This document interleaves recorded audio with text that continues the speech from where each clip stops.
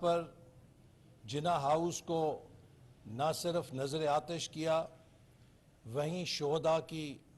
یادگاروں کو نشانہ بنایا، اور وہ قوم کے بیٹے جنہوں نے اپنی جانیں اس ملک کے لیے نچھاور کیں، ان کی بدترین توہین کی گئی۔ پاکستان کی فضائیہ کی ایئر بیس پر حملہ کیا گیا،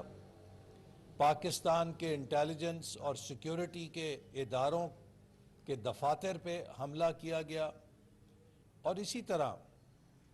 چاغی کے علامت پر وہ چاغی جو 28 مئی 1998 کو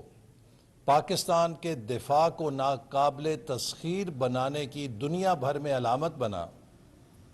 اس کی یادگار کو بھی نظر آتش کر دیا گیا۔ اسی طرح سول سائٹ کے اوپر میٹرو بس کے اسٹیشنز کو جلایا گیا، اسکولوں کو جلایا گیا، ریڈیو پاکستان کی وہ تاریخی عمارت جہاں سے اعلان آزادی نشر ہوا تھا، اسے مکمل طور پہ نظر آتش کر دیا گیا۔